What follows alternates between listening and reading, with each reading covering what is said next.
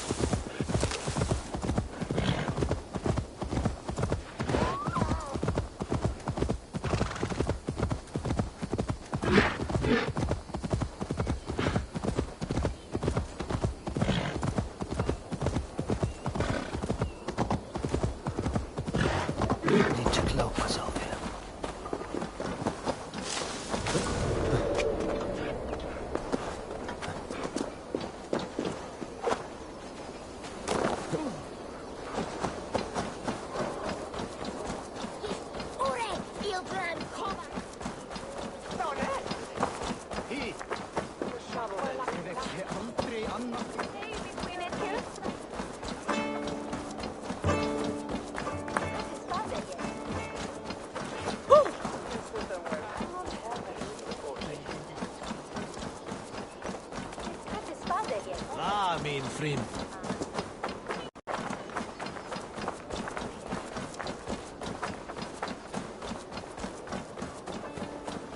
They will attack on sight here.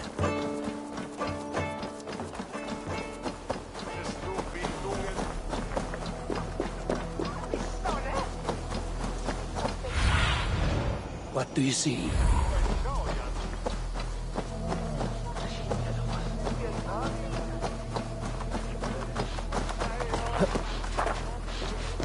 It seems Alderman Bierskan has made this ruin his longhouse.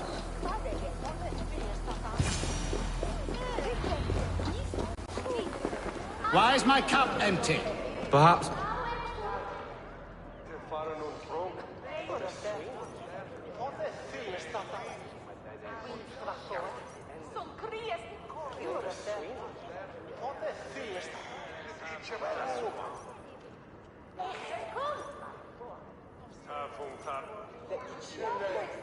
Lord? Ah, a heroic-looking Dane in our midst. I'm looking for Bierston, the alderman of the Shire.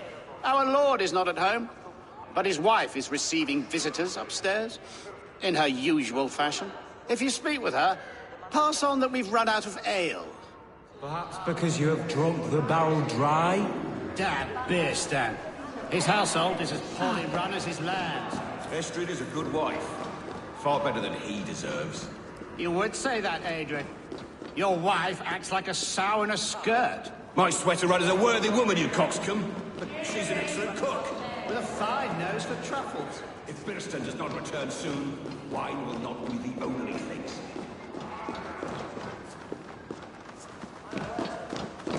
If Birston does not return soon, wine will not be the only thing.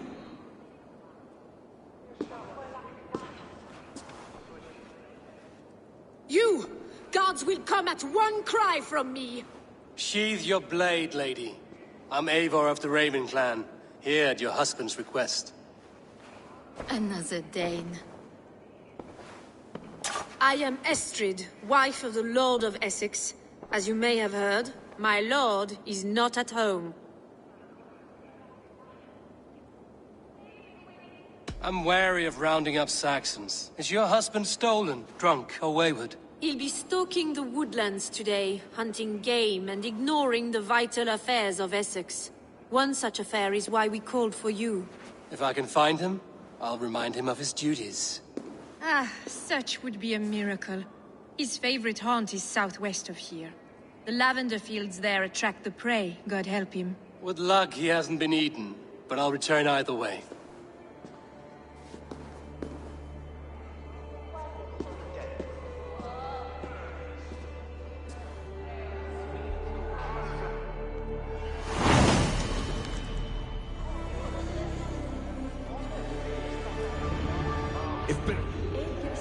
Patience is a godly virtue, Adred. Even the saints would tire of waiting for Birstan to hang up his bow. Dear Estrid, we must discuss the affairs of this land, with or without him.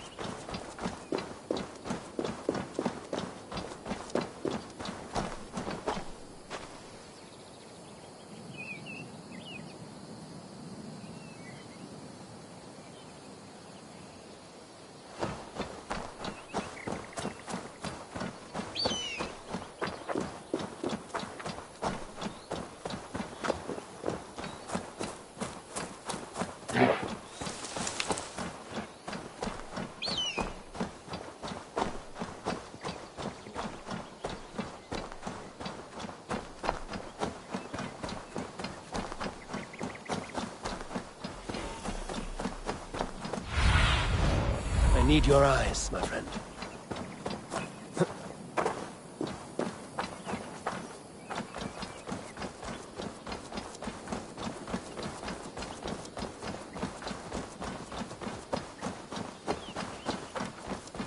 Hunting is a fine sport, but I hope the Alderman has not become the prey. No good comes from a camp this bloody.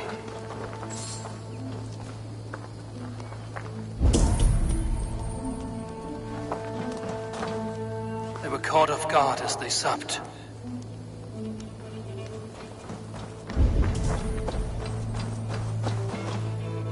attacked by a beast. Something strong enough to kill a horse.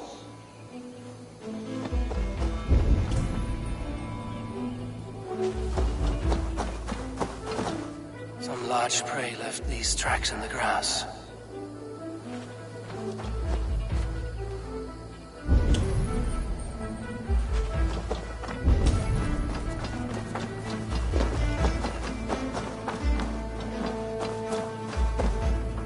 Remains of the hunting party. This one was savaged by a large animal. The hunters were prey to a large beast or two. I can only hope that Björsten still lives.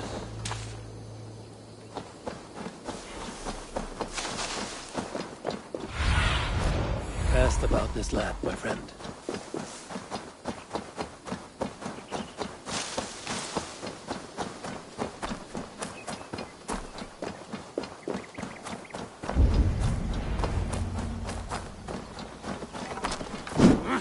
Björsten? Ready your weapon, or accept your fate as a feast for bears. Do not let them charge you. This is one Saxon you won't kill today.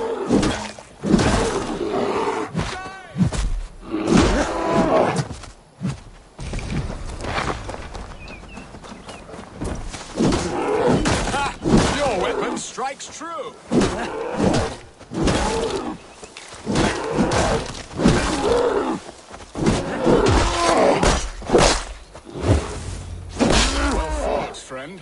I would not have survived this ambush without you.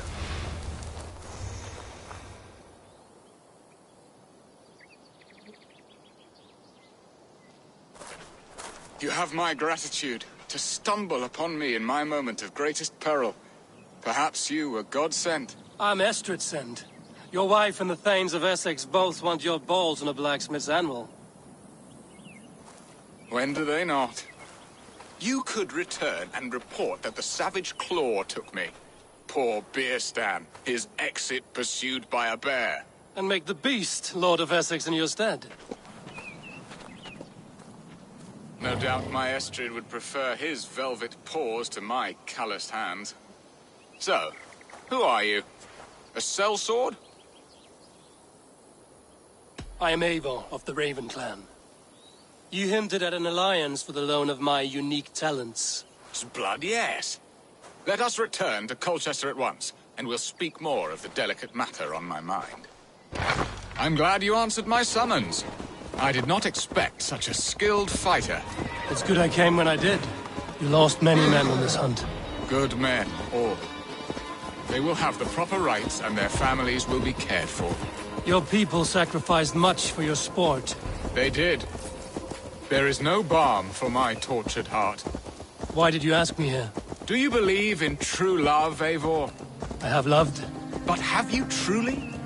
Has a longing burned in your breast, a sweet, lingering pain, paralyzing you with its sting? There's pain enough in battle. I do not seek it out in love. I long for it. The thrill of a fight softly won. My wife Estrid lacks fire. She is a fish out of water, cold and dead. She showed great passion when I met her, keeping your Thanes in check. Oh, they love her, it is true. Some with too much devotion. And I have not been a good and attentive husband. I have always...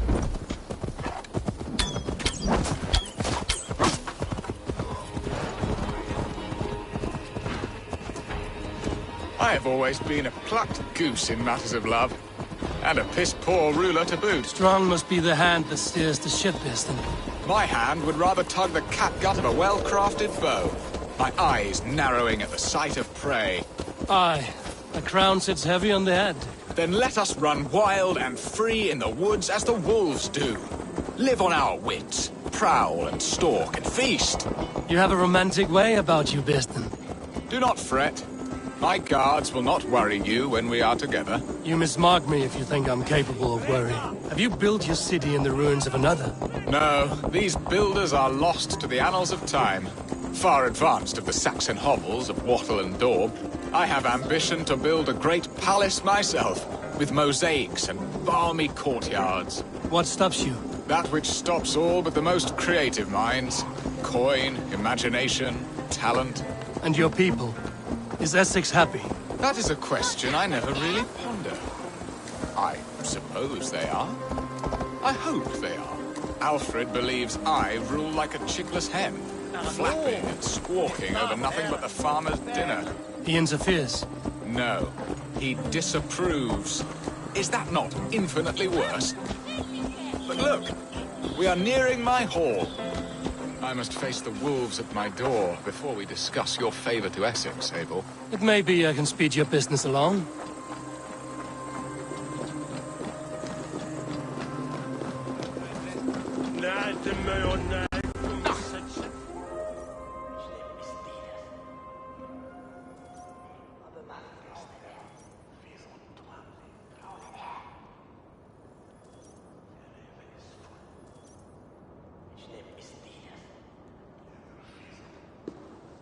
Ready to help me fend off the spears of their displeasure?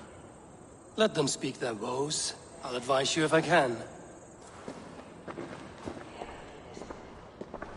Who is this owl, Bearston, that twitters in your ear? An advisor, nothing more.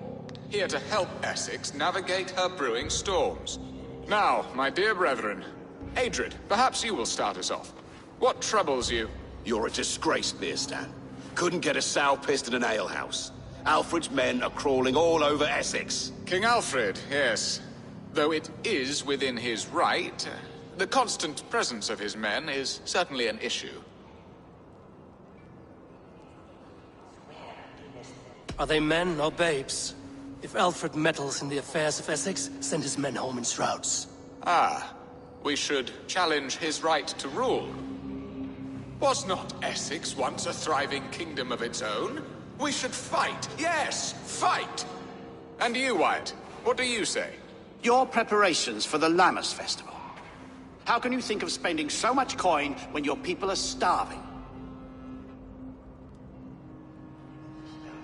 Drink, be merry, eat your fill, sing of great battles, for tomorrow we may die. There's no problem that mead and song can't solve. Do we not deserve such mirth? A great feast and happiness? The dark days of winter approach. Let us drink them away. And Aldrich, do you yap like a she-hound as Adrid does? You know my thoughts, Bearston. The feared. How can we give men to Alfred for his wars when our harvest suffers day by day? Refuse to send your men. Let Alfred's people die for his hopeless cause against the Norse. Then we refuse.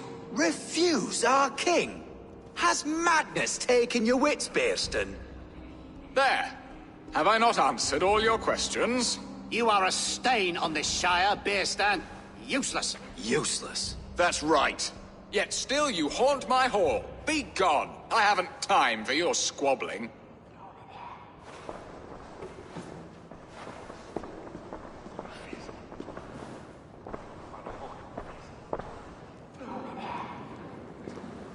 That ceased their prattling. A fine outcome, Eivor. The very soul of balance. A firm hand is all you need, Bearston. Whether on your hunting bow or on your helm.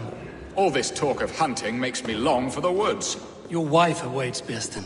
Aren't you worried some other man will drench your sheets with his sweat? Ha! She does as she must. As do I.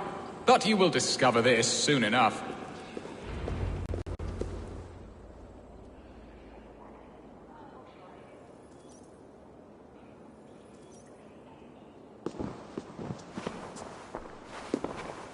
You have done the impossible, Dane.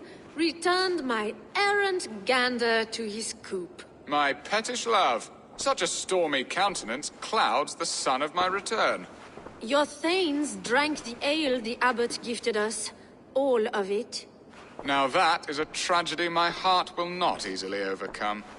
If he looked at me with the same affection he shows for hunting deer, our marriage might have survived. I notice your love has gone sour. Was it fresher than this? There is so little difference between love and hate. It's difficult to say where the sourness comes from. So, what do you need of me? Our affairs are more of heart than of state, Eivor. What little passion there was between us faded into bickering long ago. We would have our freedom, Eivor. I from my wife, and my wife from Essex. I'm too sharp a weapon for so soft a task. Why not part and be done with it? Oh, were I a Dane, and divorce as simple as a slit throat. But it's not so easy as that. Does your god not allow husband and wife to part? Our god? Our king? There is much standing in the way of a joyous uncoupling. Ours was an arranged marriage, a political need, and not easily broken. Explain yourselves, clear and plain, and I will do it. The poetry here is mind mud. We had a plan, a simple plan. A woman lost and a woman found. Some time ago, we paid a Dane to kidnap me and ferry me safely to Francia. As you can see, he did not deliver. He was certainly thorough in other regards. Some Norse can be quick to take coin and slow to earn it. If I give my word, it is not broken. Could we try the kidnap again? Much of the planning is done. It would only take a more trustworthy overseer. It should be a bold venture if we do. Loud and brash and seen by all. During our Llamas festival, merry peasants and guards with wandering eyes. Your return to Francia would need a swift ship, with a captain ready to leave England. We could ask him. I would have thought his steed and seamen spent. Come find me in the market, Eivor. Our unwelcome guests require food and ale to soften their anger. My wife is a gracious and attentive host, Eivor. The only thing that keeps my braying thanes at bay. And the woman found? A darling Maybud, Alvida, my childhood sweetheart. I left her 20 years ago in Malden to marry my prickled pear. 20 years? Can an ember so cold be reignited? We can hope. You must fan the flame. Find her, bring her to my lakeside cottage, and light a bonfire there. I will know to come. I believe she lived in the last house in Malden. A small, sweet place where fond memories were made. I will do as you both ask, and ask Freya for success in this love game. Good luck in your endeavors, Eivor. I pray you find my Alvida with a fair face and a yearning heart. Now, should I look for Alvida first, or meet with them?